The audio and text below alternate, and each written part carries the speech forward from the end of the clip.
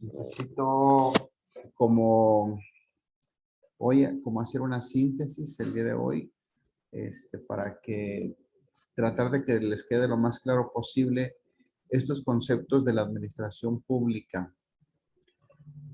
Recuerden que hemos mencionado mucho que la administración pública o el sistema de gobierno, hay algunos conceptos que son importantes como el derecho administrativo, saber que es una rama del derecho público y que regula la administración pública o la actividad pública de la administración. Que bueno, tanto la parte orgánica como la parte de la administración pública en sí. Si la parte orgánica es la parte estructural de una entidad gubernamental, ¿no? Es decir, que hay un director, un director o un secretario de Estado, por ejemplo, y luego subsecretarios, y luego vienen los directores generales, los directores de área, ¿no? Es la parte orgánica, cómo está constituido un ente público, ¿no? Esa parte que también está regulada por el derecho administrativo y luego la parte de la actividad de la administración pública en sí. La que tiene que ver ya con el servicio o los servicios que le brinda la administración pública, cualquier dependencia de la administración pública a la ciudadanía. Se trate de el municipio, el estado o la federación. Y bueno, pues quisiera hoy, digamos, como que hacer como una síntesis, como, pues sí, como una conclusión de estos conceptos, para que queden más claros o más o menos claros, porque a uno le puede parecer de pronto sencillo, pero pues a veces no es tan sencillo de aprenderlo en dos o tres clases, ¿no? Le voy a pedir a Jocelyn que por favor me lea esta primera diapositiva. Jocelyn. Sí, profe. Dice, los órganos se encuentran en un orden jerárquico dependiente directamente de la administración pública que mantiene la unidad de acción indispensable para realizar sus fines. Ok. Esta es la parte de la administración centralizada o la centralización de la administración pública. Recuerden que en nuestro país, por ejemplo, no es que exista una administración pública centralizada pura, sino que la centralización, la concentración y la centralización, la desconcentración y la descentralización, digamos que son como formas jurídico-administrativas que se combinan para dar forma a la administración pública, ¿sí? Es decir, que en nuestro sistema de gobierno hay en parte una administración pública centralizada, descentralizada y desconcentrada. En el caso de la centralización, son órganos que se encuentran, digamos, como alineados o subordinados jerárquicamente, o hay una dependencia jerárquica directamente con la administración pública que mantiene la unidad, la jerarquía, ¿sí?, de acción indispensable para realizar las actividades. Vamos a ir viéndolo con calma para que quede más específico. Aurora, ¿nos puede ayudar a leer la siguiente diapositiva? Sí, profe.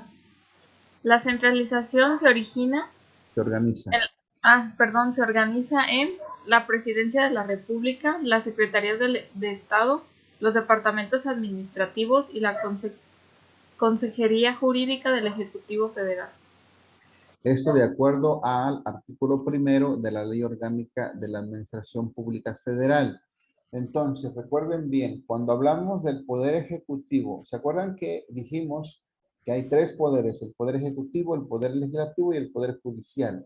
Pero que básicamente cuando hablamos de administración pública, hablamos del Poder Ejecutivo. porque el Poder Ejecutivo es aquel que lleva la parte administrativa, sobre todo de los recursos públicos. En el caso del gobierno federal, quien representa, la figura que representa la administración pública o el Poder Ejecutivo, pues es el presidente de la República. En el caso del estado, pues sería el gobernador, y en el caso del municipio, el presidente municipal. Y a ellos compete o corresponde la administración de los recursos públicos. Todas las obras públicas que se hacen, los puentes, la infraestructura urbana, digamos el tren, en el caso de Jalisco, no el tren ligero, las carreteras, todo eso compete a obras que lleva a cabo a través de sus dependencias el Poder Ejecutivo. Decíamos que el Poder Judicial y el Poder Legislativo tienen otras funciones, ¿sí? El Poder Legislativo, que tiene que ver con la creación de leyes, y el Poder Judicial, aquel que tiene la tarea de dirimir los problemas, los asuntos legales que hay entre particulares o entre particulares y el propio Estado, ¿no? Entonces, en el caso de la federación, en el caso de nuestro país, quien representa el Poder Ejecutivo sería el presidente de la República, la presidencia de la República, y la centralización de la administración pública sería en orden jerárquico con las secretarías del Estado. ¿Se acuerdan que revisamos las secretarías del Estado? ¿Recuerdan alguna secretaría del Estado? A ver, cada quien que me diga una, por favor. Andrea, ¿cuál sería una secretaría de Estado? Pues yo hice la de justicia, profe. Sí, es que no me acuerdo cómo va completa. Ahora busco mi trabajo, voy. ¿O alguna otra secretaría de Estado que recuerde? Jocelyn, mientras, Jocelyn, ¿recuerda alguna? Pues entraría también la de salud, profe. La Secretaría de Salud. Muy bien, tenemos una Secretaría de Salud a nivel federal y tenemos una Secretaría de Salud a nivel estatal, y en algunos municipios seguramente habrá una Dirección de Salud. Estas secretarías son las que se alinean dentro de la administración pública centralizada, es decir, que a quien compete la toma de decisiones es al presidente de la República, en caso de la federación, a través del secretario de salud, ¿sí? ¿Recuerdan al doctor Gatell? Hugo Gatell. Sí. El doctor Hugo Gatell salía siempre todas las tardes, ¿no?, a hacer su conferencia sobre el COVID, porque él es un subsecretario de salud, ¿no? A él, digamos que a él le dieron la tarea, no sé, quizás porque el secretario de salud, que no recuerdo ahora cómo se llama el doctor, ella es un hombre mayor, ¿no? Y creo que delegaron esa responsabilidad de las conferencias con el subsecretario de salud, que es el doctor Gatell, ¿no? Pero todo alineado a lo que indique, a lo que disponga la presidencia de la República. Es parte de la centralización de la administración pública. ¿Qué otra secretaría recuerdan? Aparte de la Secretaría de Salud. La de Desarrollo Urbano y Vivienda. La de Desarrollo Urbano y Territorial y Vivienda. Espérenme, creo que no es. ¿Cómo? Estoy grabando, no estoy grabando. Sí, ¿verdad? Sí, estoy grabando. De pronto se me olvida grabar, pero sí, la de la Secretaría, la SEDATU, se le llama la SEDATU, ¿no? Es otra de las secretarías importantes en la federación. A nivel estatal no recuerdo cómo se llama ahora, pero todas estas secretarías forman parte de la centralización de la administración pública. ¿Alguien más recuerda otra secretaría? De seguridad pública, profe, también. Secretaría de Seguridad Pública. Secretaría de la Marina, Secretaría de la Armada de México, Secretaría del Trabajo y Previsión Social, Secretaría de Educación, que es la SEP, Protección Civil. Secretaría de Protección Civil. Todas estas se encuentran bajo el mando y la supervisión y la determinación de la Presidencia de la República a través de los diferentes secretarios de Estado, como le llaman. Y en el Estado de Jalisco, las secretarías estatales estarán subordinadas a lo que indique el gobernador en su figura y como representante del Poder Ejecutivo. Es esta parte la que está integrada, digámoslo así, en una administración pública centralizada. Esto quiere decir que dependen jerárquicamente del Ejecutivo, ya sea estatal o federal, del presidente o del gobernador. ¿Sí? ¿Es claro hasta aquí?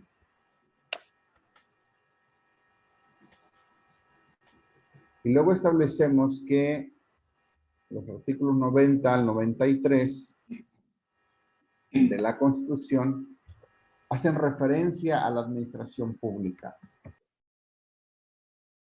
A ver, ¿quién me ayuda a leer? ¿Alguien que no haya leído? Yo lo no. leo. ¿Quién anda por Artículo ahí? 90. Establece la necesidad de que una ley del Congreso cree y distribuya competencia entre las secretarías del Estado. Ok. Artículo 91. 91. ¿Le sigo? Sí.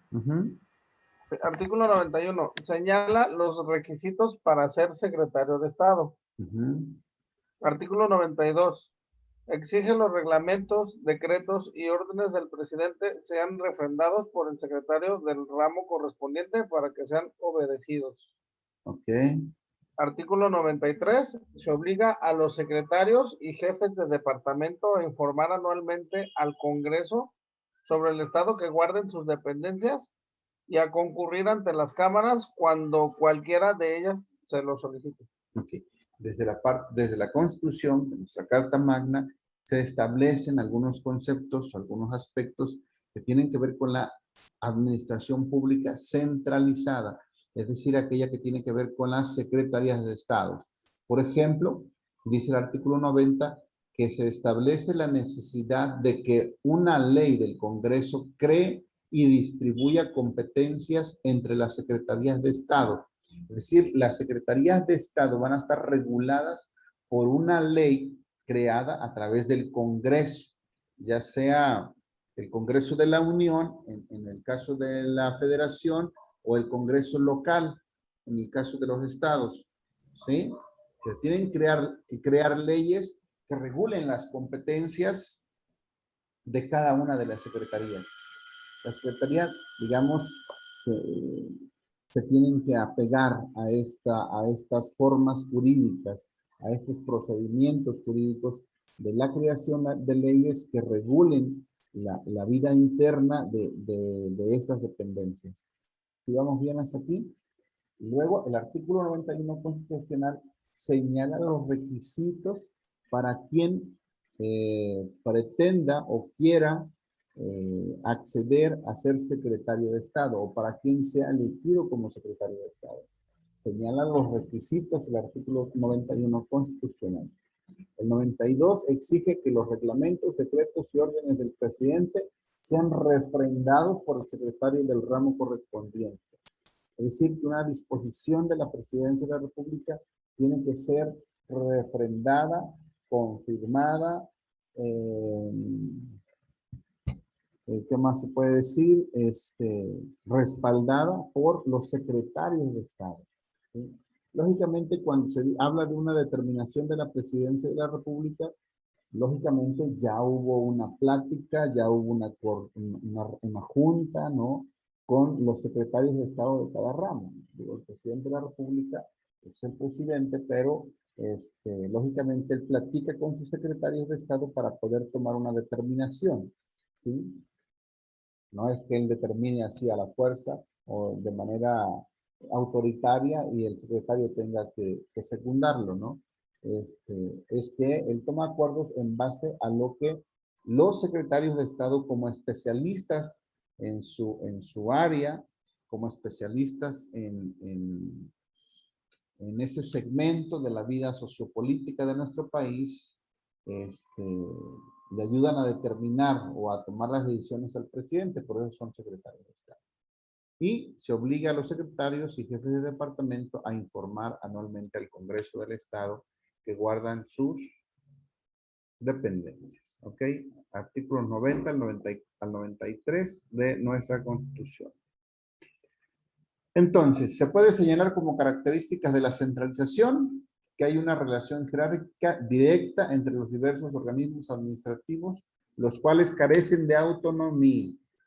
¿Sí? Las secretarías de Estado no son autónomas, como lo son los estados. Las entidades federativas Jalisco, Guanajuato, Baja California, Veracruz, son entidades autónomas. Las secretarías no tienen autonomía orgánica ni financiera. ¿Sí? ¿Vamos bien hasta aquí? Son entidades que dependen jerárquicamente del gobierno ejecutivo, del poder ejecutivo. Se alinean en base a una jerarquía, ¿sí? Se subordinan a una jerarquía. Por lo tanto, constituyen la parte centralizada de la administración pública y tienen un marco jurídico que regula esa administración pública centralizada. Eso no quiero que se les olvide, ¿no? Esta es la parte de la administración pública que es centralizada. Número 2, el presidente es el jefe supremo de la administración quien concentra los poderes de decisión, mando, nombramiento, vigilancia. Si el presidente tiene estas facultades para tomar determinaciones dentro de las secretarías de Estado, ¿sí? Las vamos a ver más con calma, estas competencias que están aquí adelante. ¿Cuál es la primera? No sé quién no ha leído. Esteban, no lo había visto, Esteban. ¿Cuál es la primera competencia que tiene el mandatario, el presidente? Poder de nombramiento. Ajá. ¿Qué es el poder de nombramiento? Ajá, poder de nombramiento. Nada más que creo que no sobre todo, no tengo facultad atribuida al titular. ¿Hasta ahí va o sigue algo más? Porque no. Sí. Sí, ok. Entonces, facultad atribuida al titular del órgano superior para designar discrecionalmente a sus colaboradores. Ok. La facultad discrecional indica que el presidente, o en el caso del gobierno del estado, el gobernador, o en el caso del municipio, el presidente municipal, tienen la facultad para nombrar, para determinar quién será un secretario de Estado. Actualmente, bueno, hay leyes, esa facultad discrecional, digamos que está limitada por las normas que regulan el derecho administrativo, que regulan la parte orgánica de cada una de las secretarías y que expresan o establecen los requisitos que debe de cumplir un secretario de Estado, o en su caso un secretario, pues sí, un secretario de Estado del Estado local, ¿no? Es, creo, la única y también la forma, el proceso que debe de seguir el nombramiento, ¿no? Que deben de tomar protesta, que deben de, no sé, haber todo una ceremonia, ¿no?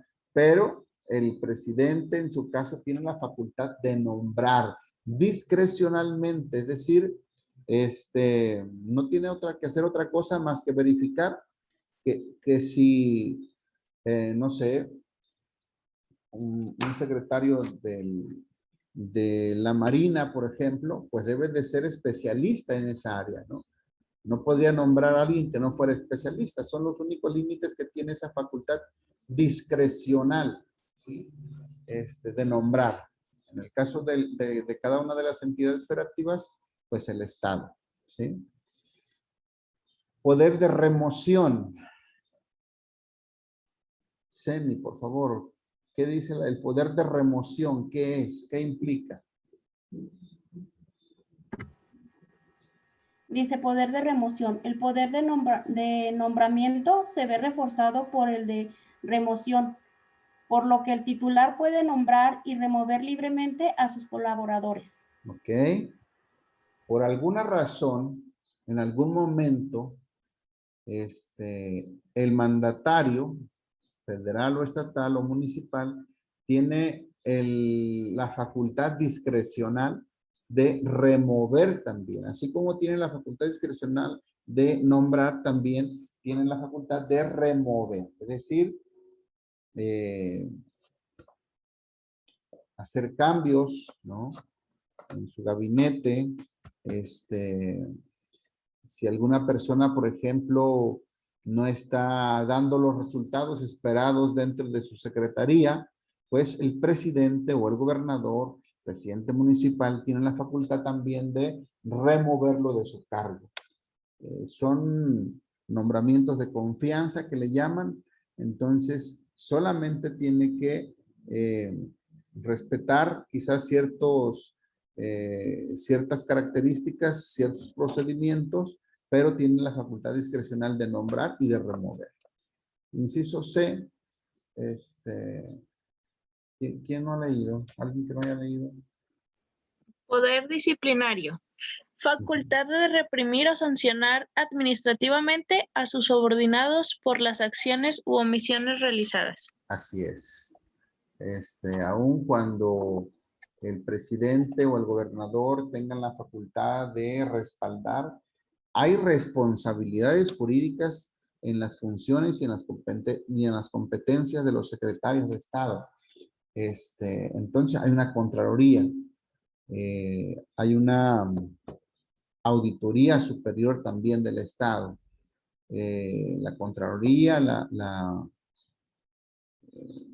Contraloría, ¿qué más? Que son entidades que van a regular el actuar de cada uno de los funcionarios que están dentro de la administración pública centralizada, ¿sí? Poder de revisión, ese es el poder de revisión que tiene el Poder Ejecutivo. Y en siguiente inciso, poder para resolver conflictos de competencia. El titular está dotado del poder para la resolución de conflictos de competencia, consistente en su atribución otorgada para precisar cuál de los órganos inferiores es competente para conocer de un asunto determinado en el que varios o ninguno de ellos quiera hacerlo. ¿Sí? Poder de mando. ¿Quién me quiere leer esta diapositiva? Así el F, el G y el H de manera corrida. Yo, profe. A ver, Semi. Poder de mando. Facultad del superior jerárquico de dirigir e impulsar la actividad de los subordinados por medio de órdenes o instrucciones verbales o escritas. Okay. ¿Le sigo? Sí. Poder de decisión. Facultad donde el superior puede optar por varias alternativas de resolución y en consecuencia elegir lo que le parezca mejor, lo cual deberá ser acatada por el inferior. Poder de vigilancia. El superior tiene la facultad de revisar, inspeccionar, vigilar la actuación de sus subordinados. Ok, muchachos. Esa es la parte de la administración pública que tiene que ver con la administración pública centralizada, ¿sí? Además de las secretarías, hay algunas otras dependencias que están directamente subordinadas al Ejecutivo. En el caso de la Federación, al presidente de la República, en el caso de los estados, a los gobernadores. ¿Sí? ¿Alguna pregunta hasta aquí? ¿Algún comentario? ¿Ninguna? ¿Ninguno? No, profe. Ok. Recuerden que cuando hablamos entonces de secretarías de gobierno, estamos hablando de la parte centralizada de la administración pública, que tanto la administración pública centralizada como la desconcentrada y la descentralizada están reguladas por el derecho administrativo, ¿sí? Pero son formas jurídicas diferentes inmersas en la administración pública o que integran la administración pública para brindar un servicio a la sociedad, al país o al estado en el que vivimos. ¿Sí? En este caso, el presidente es, como decimos comúnmente, ¿no? El presidente es el que lleva mano ahí. ¿Sí? El presidente es el que manda a través de todas estas facultades que ya enumeramos. Las últimas tres son poder de mando, poder de decisión y poder de vigilancia. Si los secretarios rinden informes primeramente al presidente de la República. ¿Y qué es la desconcentración entonces? Aurora, ¿nos puede ayudar a leer la desconcentración qué es, por favor? Sí. Dice, es considerada como la transferencia a un órgano inferior o agente de la administración central de una competencia exclusiva o de un poder de trámite de decisión ejercicio por los órganos superiores, disminuyendo relativamente la relación de jerarquía y subordinación. Lo que dice el artículo 17 también. También, por favor. Artículo 17. Para la más eficaz atención y eficiencia. Espérame, profe, déjelo hago más grande porque no veo muy bien. Okay. Dice, para la más eficaz atención y eficiente despacho de los asuntos de su competencia, las secretarías de Estado podrán contar con órganos administrativos desconcentrados que les estarán jerárquicamente subordinados y tendrán facultades específicas para resolver sobre la materia y dentro del ámbito territorial que se determina en cada caso, de conformidad con las disposiciones legales aplicables. Ok. ¿Se acuerdan que vimos las secretarías con todos sus órganos desconcentrados y descentralizados? Bueno, es esta parte de la desconcentración, que es la transferencia a un órgano inferior o agente de la administración central de una competencia exclusiva o de un poder de trámite de decisión ejercido por los órganos superiores. En términos comunes le pasan, digamos, como que la chamba a otro órgano para, digamos, desconcentrar, ¿no? Quitar una fracción del trabajo, de la actividad de la administración pública centralizada. ¿Sí? Pues ya me marcó que se va a acabar la primera sesión. En cuanto se cierra, ya saben que descansamos 10 minutos, nos reconectamos nada más para terminar, si es que no hemos terminado antes. Esto se encuentra en el artículo 17 de la Ley de la Administración Pública Federal. ¿Cuáles son las principales características de la desconcentración? Las principales son que para el mejor desempeño de las funciones de la administración, los titulares de los órganos centrales transfieren definitivamente ciertas funciones a determinados órganos inferiores con autonomía para ejercer dicha función dentro de un ámbito territorial determinado. La transferencia está acompañada de los elementos necesarios para acercar las decisiones administrativas a los centros de población o a los lugares de ejecución de los actos. El acuerdo de desconcentración debe darse a conocer públicamente. Siempre que hablemos de un órgano que tiene autonomía, estamos hablando de desconcentración, ¿sí?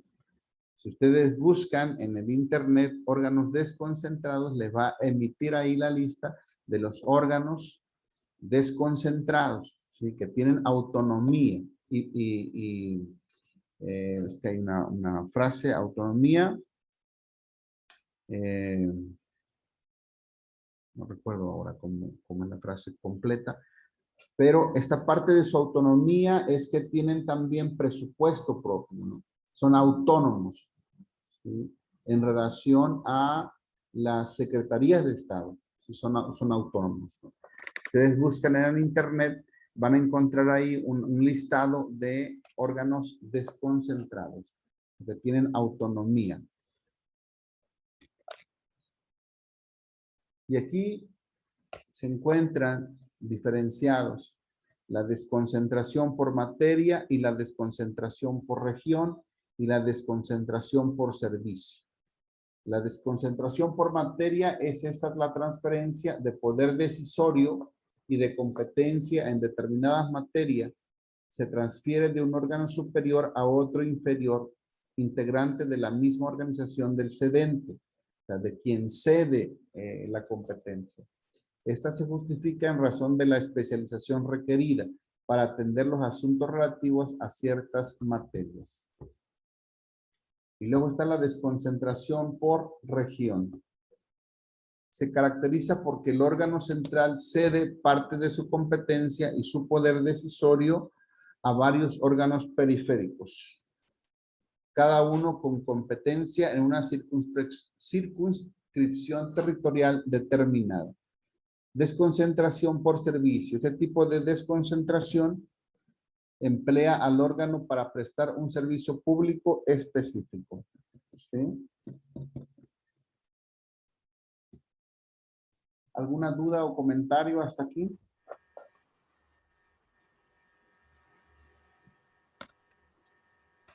¿Nada? No, profe. ¿No? Ok. Bien. Bueno, vamos a ir al... Quedan 5 minutos, pero vamos a suspender aquí la sesión y los veo en 10 minutos ya para terminar esa parte de las formas de administración pública. ¿Sale? Ahorita los veo en 10 minutos. Sí, está bien, profe.